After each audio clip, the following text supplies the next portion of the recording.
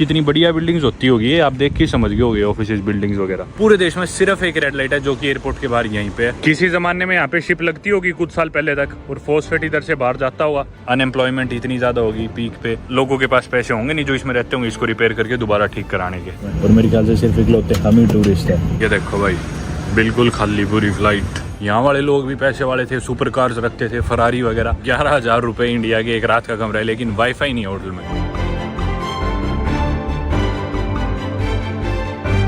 स्वागत है आप सभी का एक नई वीडियो में। मैं हूँ फिलहाल फिजी के नांदी एयरपोर्ट, और कुछ ही देर में मेरी फ्लाइट एक ऐसे देश की जिसे कहा जाता है दुनिया का सबसे अनहेल्दीएस्ट देश। जी हाँ, दुनिया की सबसे ओबीस कंट्री, या दुनिया की सबसे फैटेस्ट कंट्री, या फिर दुनिया की लीस्ट विजिटेड कंट्री भी इसे कहा जाता है। एक ऐसी कंट्री जिसकी 70% ज्यादा पॉपुलेशन ओबीस कैटेगरी में आती है और 94% ज्यादा पॉपुलेशन ओवरवेट में आती है। और यही नहीं, इस देश की पर कैपिटा जीडीपी की अगर हम बात करें तो 1970s और 80s में ये $50,000 की थी, जो कि दुनिया में सबसे ज़्यादा थी।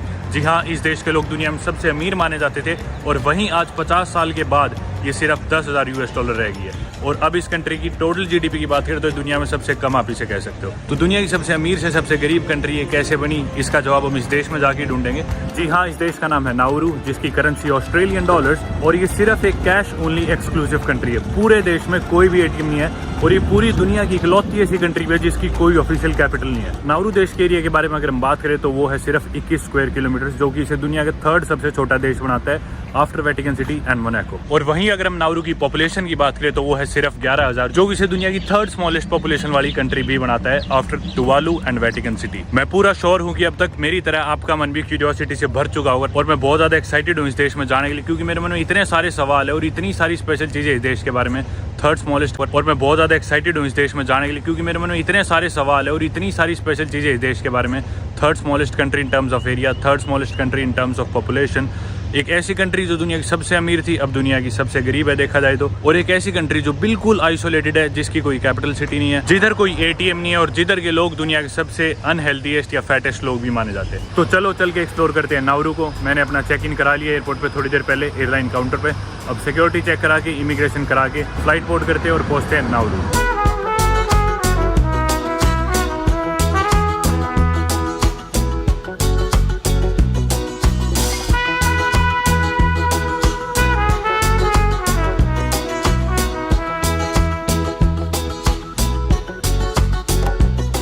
ये फिजी इमिग्रेशन वाले एग्जिट के टाइम स्टैंप नहीं करते पासपोर्ट पे।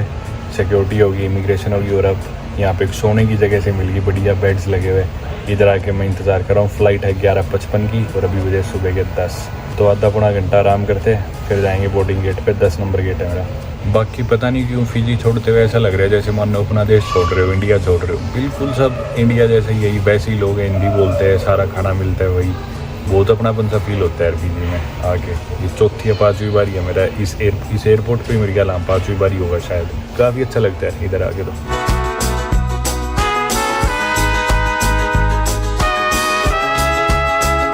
ये है इनकी एयरलाइंस, नारू एयरलाइंस। इसे आवर एयरलाइन से बोलते हैं, OUR। और ये सामने इनकी रग्बी टीम जाने लग रही है, नारू की रग्बी प्लेयर्स है।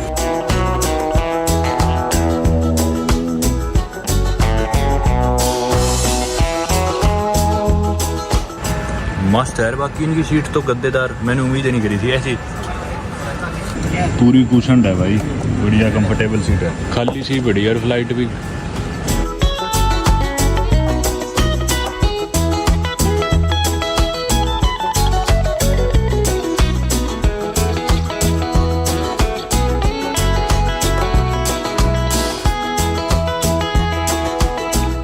अभी एयरलाइन में अराइवल फॉर्म दिया मैं नाउरू को, और देखो कितना फैंसी है, मतलब एनवेलप सब पूरा। पहली बार देखा मैंने मेरी लाइफ में, मतलब किसी देश का अराइवल कार्ड इतना बड़ा, और मतलब इतने अच्छे से प्रेजेंट कर रखा हो। हालांकि रेयरली कोई टूरिस्ट आता है इस देश में। लीस्ट विजिटेड कंट्री बोलते हैं इसे, टुवालू को भी बोलते हैं। इधर साल में 1000 से भी कम टूरिस्ट आते हैं। कुछ साल तो ऐसा भी होता है कि भी सिर्फ 200 ही आए। अच्छा लगा लेकिन मेरे को ये इनका इमिग्रेशन कार्ड सा।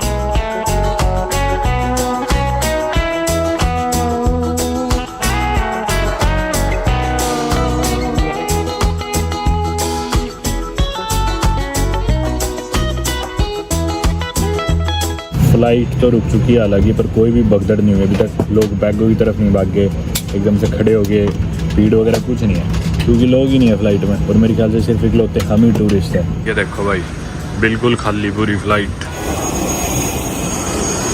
आ गए भाई नारू एयरपोर्ट पे। वो देखो ऊपर लिखा हुआ है रिपब्लिक ऑफ नारू एयरपोर्ट। थोड़ी सी बूंदाबांदी हो रही है, बारिश हल्की सी। ये रहा नारू एयरलाइंस का प्लेन। तो मेरे पीछे जो आप प्लेन देख रहे हो, इनकी एयरलाइंस और एयरपोर्ट क्या चल रहा है, सब क्यों हो रहा है, इन सब के बारे में बात करेंगे। पहले एक बार इमिग्रेशन वगैरह क्लियर करते हैं। एकामावीर ओमो एक और फार्म दे दिया घुसते ही कि भी कोई ई सिगरेट है ऐसा कुछ तो नहीं है। इस पर नो करके ये भी अराइवल कार्ड के साथ देना है भी इमिग्रेशन पे। इमिग्रेशन, कस्टम, सिक्योरिटी सब होगा। और सिम काउंटर तो यहाँ पे बंद पड़ा है, इंटरनेट अपने पास नहीं है, और बाहर थोड़ी सी बारिश होने लग रही है। तो परेशानी ये हो गई है कि कोई भी इंटरनेट का सोर्स नहीं है हमारे पास। एयरपोर्ट पे वाईफाई वगैरह कुछ नहीं है ओपन।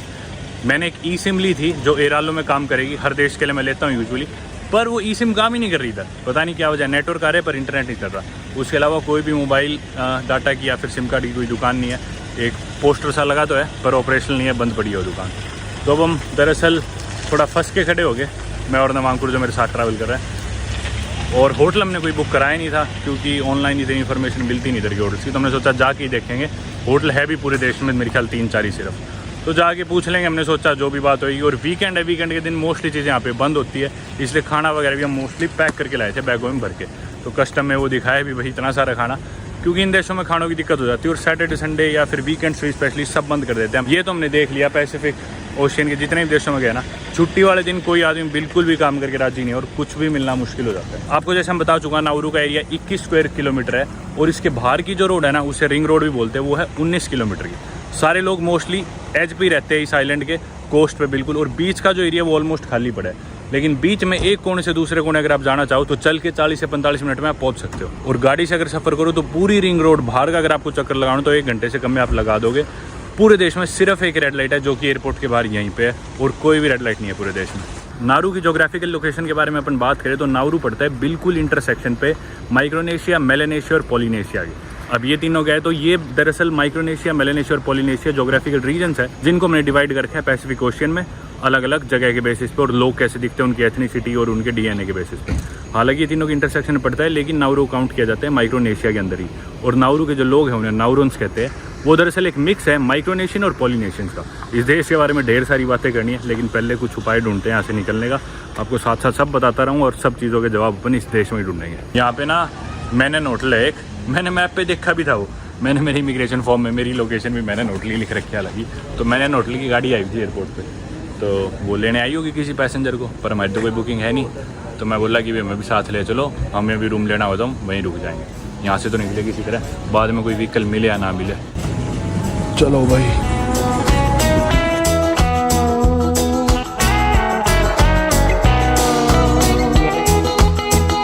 भाई स्टैंप देखो कितनी मस्त है पूरे पेज की इनकी। ये भी इन्होंने जैसे पलाऊ वाले मारते हैं ना, थोड़ी थोड़ी वैसी सी स्टैंप है इनकी भी। पलाऊ ने तो हालांकि पूरी प्लेज लिख दी थी, पर बड़ी इनकी भी काफ़ी है पलाऊ की तरह ही।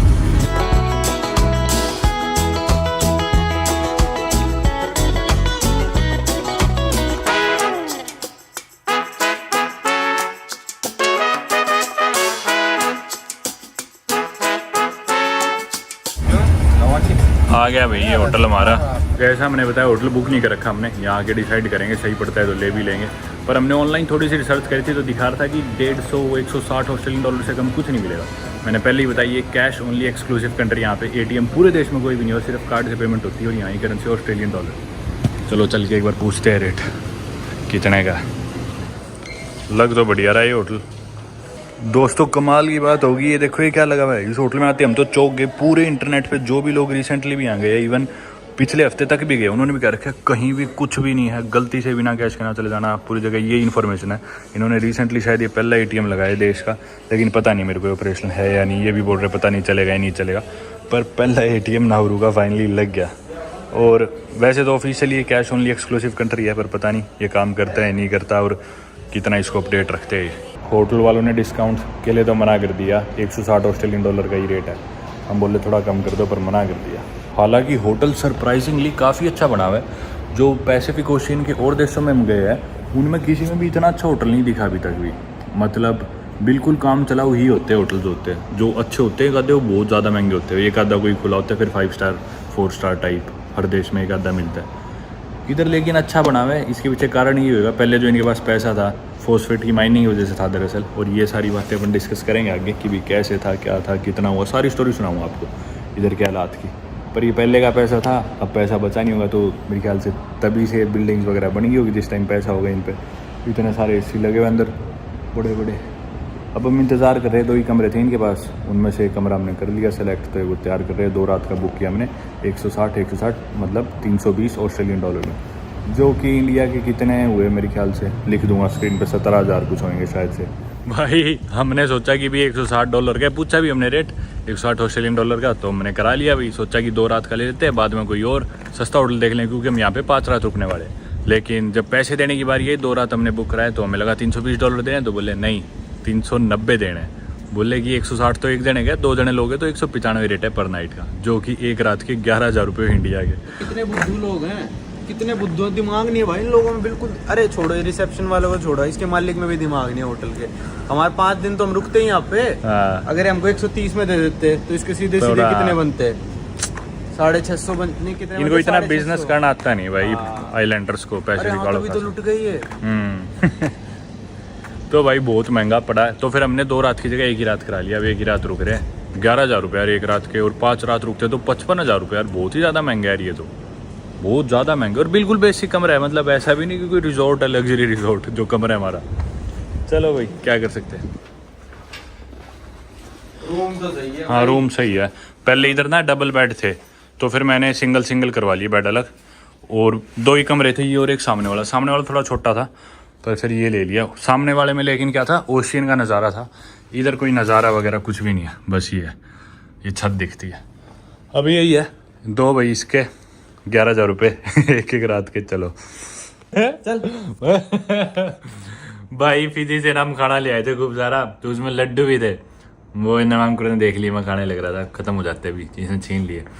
तो ये कमरा है भाई, और इसमें वाईफाई तक नहीं यार, बताओ 11,000 रुपये में वाईफाई तक भी नहीं किसी होटल में। उसके अलग से पैसे, $20 का सिम कार्ड लो, फिर उसमें $2 का ऊपर से टॉपअप कराओ।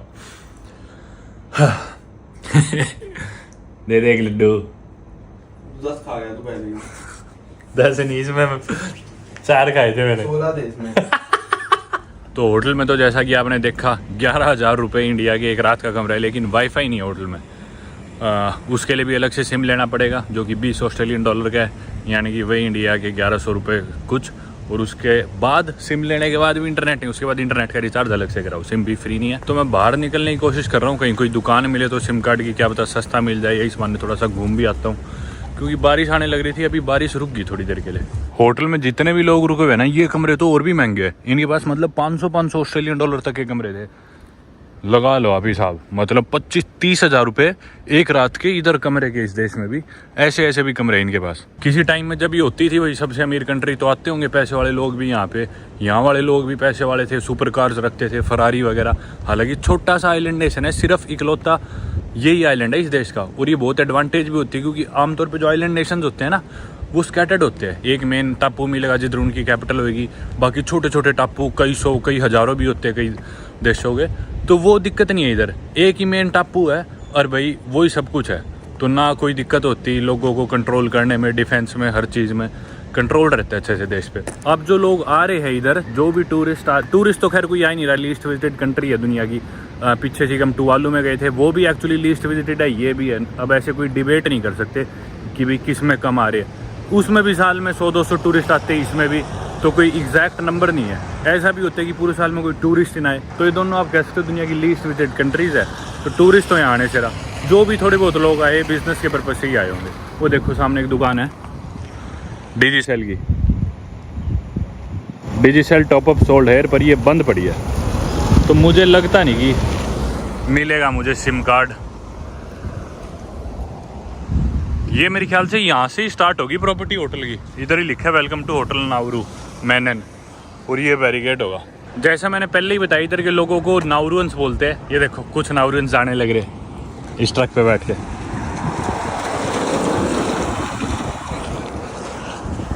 और ये जो नाउरून्स है ना, ये मिक्स है माइक्रोनेशियन और पॉलिनेशियंस का, ये भी मैंने आपको बताया। लेकिन इधर की पॉपुलेशन जैसे 11,500-12 हज़ार, उसमें से 60% लोग ही एथनिकली नाउरून्स है। मतलब 60% लोग तो एथनिकली नाउरून्स है, और लेकिन जो बाकी 40% जो बचे ना, उसमें से 25% तो बाकी पैसिफिक आइलैंडर्स है, मतलब आसपास के किसी और आइलैंड देश के या फिर पॉलिनेशिया, माइक्रोन, इसी रीजन के बेसिकली।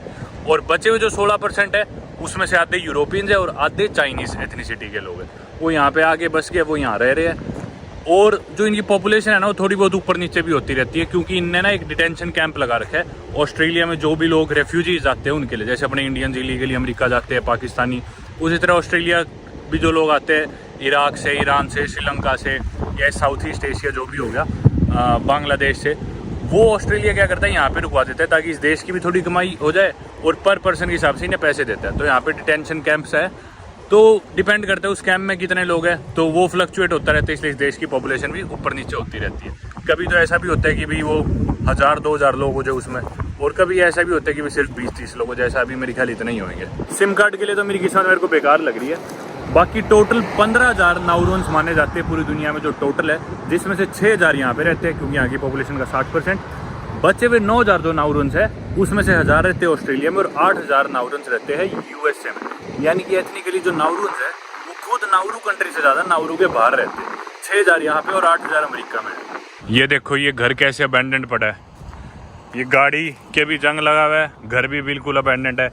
जो मैं कारण गेस कर पा रहा हूँ वो यही होगा कि ये देखो समुद्र के बिल्कुल किनारे है, और यहाँ पे जो फॉस्फेट माइनिंग हुई है, जिसके बारे में ज़्यादा डिटेल में मैं आपको आगे बताऊँगा अगली वीडियो में, उसकी वजह से यहाँ के एनवायरनमेंट को इतना नुकसान पहुँचा है। देश में अनएम्प्लॉयमेंट इतनी ज़्यादा होगी पीक पे, देश का पैसा ख़त्म हो गया सारा, और वेदर चेंज की वजह से ये देखो पानी आया होगा अंदर और ये घर डूब गया होगा, यही हुआ होगा। और लोगों के पास पैसे होंगे नहीं जो इसमें रहते होंगे इसको रिपेयर करके दोबारा ठीक कराने के। तो भाई ये हालात है नाउरू के फ़िलहाल। तो अब मैं क्या करता हूँ, सिम कार्ड तो चल के होटल की रिसेप्शन से लेता हूँ, क्योंकि मजबूरी है। और कल परसों मैं क्या करूँगा, इस पूरे देश को पैदल चल के कवर करूँगा, पूरे देश का चक्कर लगाऊंगा बाहर से पैदल चल के। ये देखो ये कुछ और प्रॉपर्टी ज़रूर पानी की वजह से डिस्ट्रॉय हुई होगी, और फिर इनके पास शायद पैसे नहीं होंगे इसको रिपेयर कराने के, तो ये अबैंडन पड़ी है। ये मेरे को तो लगता है इनके सी पोर्ट होते होंगे, क्योंकि सामान आता होगा ये। हाँ मेरे को वही लग रहा है, इनकी शिप लाइन हुई है मेरे ख्याल से। जंग लगा पड़ा है, और बिल्कुल यार कितनी बढ़िया बिल्डिंग्स होती होगी, आप देख के समझ गए होगे ऑफिस बिल्डिंग्स वगैरह। किसी ज़माने में यहाँ पे शिप लगती होगी कुछ साल पहले तक, और फॉस्फेट इधर से बाहर जाता होगा, लेकिन अब ऐसा कुछ नहीं है। और इस फॉस्फेट की माइनिंग की वजह से इनकी जो मेरीन लाइफ है, समुद्री जो लाइफ है, ये भी अफेक्ट होगी। जानवरों के पेट में हैवी मेटल्स मिलते हैं, मच्छी भी नहीं खाने लायक बची। और इनके ना बहुत शार्प कोरल रीफ्स है पानी के अंदर। अब कोई भी बड़ा इधर शिप आता है ना, तो शिप भी नीचे से छुल जाता है, तो आ ही नहीं सकता। अभी देखो कैसे अबैंडन पड़ी है जगह। यार कमाल हो गया यार। मुझे पता है आप लोग इस सवाल का जवाब जानना चाह रहे हो कि हुआ कैसे सब, तो ये सारी चीज़ अपन अगली वीडियो में कवर करेंगे, इसका जवाब बेहतर जान पाएंगे, और मैं भी आपको बेहतर तरीके से समझा पाऊँगा।